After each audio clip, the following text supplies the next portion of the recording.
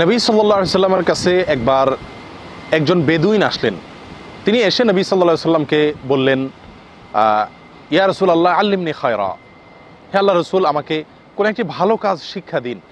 নবী সাল্লাল্লাহু আলাইহি সাল্লাম তখন তাকে শিখিয়ে দিলেন বলার জন্য সুবহানাল্লাহ, আলহামদুলিল্লাহ, ওয়ালা ইলাহা ইল্লাল্লাহ, আল্লাহু আকবার। তার হাত ধরে নবী সাল্লাল্লাহু আলাইহি সাল্লাম তাকে এই বাক্যগুলো শিখিয়ে দিলেন বেশি বেশি পড়ার জন্য। লোকটি চলে গেলেন। এটা শুনে কিছু দূর যাওয়ার পরে তিনি আবার ঘুরে মোড় ঘুরিয়ে ফিরে আসলেন। নবী সাল্লাল্লাহু আলাইহি সাল্লাম তখন মুচকি হেসে বললেন, তাফাক্কার আল বা ইস, অর্থাৎ বেচারা কি যেন চিন্তা করছে, কি ভেবে যেন আবার ফিরে আসছে। লোকটি ফিরে এসে নবী সাল্লাল্লাহু আলাইহি সাল্লামকে বললেন, সুবহানাল্লাহ, আলহামদুলিল্লাহ, লা ইলাহা ইল্লাল্লাহ, আল্লাহু আকবার, হাযা লিল্লাহ ফামা আলী।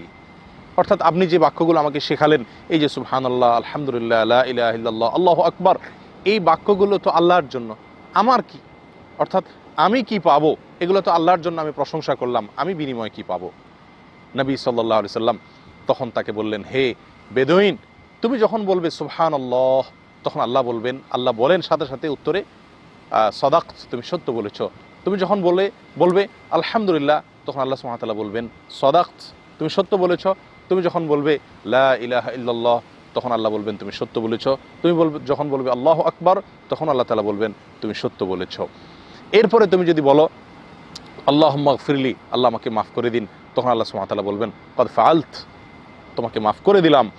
তুমি যদি বলো আল্লাহুম্মা আরহামনি, আল্লাহ আমাকে রহম করুন, তাহলে আল্লাহ সুবহানাহু ওয়া তাআলা সাথে সাথে বলবেন কদ ফাআলত, আমি তোমাকে ইতিমধ্যেই মাফ করে দিয়েছি, রহম করেছি। এরপর তুমি যদি বলো আল্লাহুম্মা রযুকনি, আল্লাহ আমাকে রিজিক দান করো, তো আল্লাহ সুবহানাহু ওয়া তাআলা সাথে সাথে জবাবে বলবেন যে কদ ফাআলত, অচিরেই ইতিমধ্যেই আমি তোমাকে দিয়েছি, দান করেছি। প্রিয় বন্ধুগণ, তাহলে বিশাল বড় একটি হাদিস এবং বিশাল বড় একটি শিক্ষা এখান থেকে। নবী সাল্লাল্লাহু আলাইহি সাল্লাম লোকটিকে এই বাক্যগুলোর কথা বললেন, এবং এগুলো যদি বলি তার জবাবে বিপরীতে আমরা কি পাবো সেটাও নবী সাল্লাল্লাহু আলাইহি সাল্লাম জানিয়ে দিলেন। এরপরে ওই বেদুইন লোকটি দুই হাতকে এক হাতকে অন্য হাতের উপর দিয়ে মুষ্টিবদ্ধ করে এরকমভাবে তৃপ্তির ঢেকু তুলতে তুলতে তারপরে লোকটি ফিরে চলে গেলেন। নবী সাল্লাল্লাহু আলাইহি ওয়াসাল্লাম এই দোয়া নিয়ে তিনি চলে গেলেন। আল্লামা আলবানী রাহিমাহুল্লাহ এই হাদিস সম্পর্কে অনুসন্ধান চালাতে গিয়ে, এর সনদ শুদ্ধ কি অশুদ্ধ অনুসন্ধান চালাতে গিয়ে তিনি বেশ কষ্ট করেছেন, এবং তিনি বলেছেন কদ আদনানি হাদাল হাদিস হাদিসুন আদনানি আল বাহসা আনহু হাত্তা ওয়াজাদতুহু ফাসাজাদতু শুকরান লিল্লাহ। এমন একটি হাদিস, এই হাদিসটি, যে হাদিসটির সনদ এটি শুদ্ধ কি অশুদ্ধ সেটি বের করতে গিয়ে আমার অনেক পরিশ্রম করতে হয়েছে, আমাকে বহু কষ্ট করতে হয়েছে। বহু কষ্টের পরে, বহু সময় ব্যয় করার পরে আমি এই হাদিসটির সনদ খুঁজে পেয়েছি।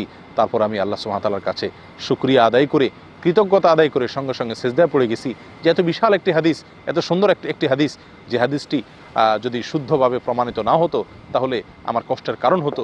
এই জন্য আমি যখন সেটি শুদ্ধ নিশ্চিতভাবে জানতে পারলাম, তখন আল্লাহ সুবহানাহু ওয়া তাআলার কাছে আমি শুকরিয়া আদায় করে সিজদায় অবনত হয়ে পড়ে গিয়েছিলাম। হাদিসটি সুনানে বাইহাকিতে বর্ণিত হয়েছে। আমি আবারও বলছি, সুবহানাল্লাহি ওয়ালহামদুলিল্লাহি ওয়ালা ইলাহা ইল্লাল্লাহু আল্লাহু আকবার, আল্লাহুম্মা গফিরলি, আল্লাহুম্মা আরহামনি, আল্লাহুম্মা রযুকনি। আসুন বেশি বেশি এই দোয়া পাঠ করি। আল্লাহ তাআলা আমাদেরকে বেশি বেশি কল্যাণের অধিকারী হওয়ার তৌফিক দান করেন।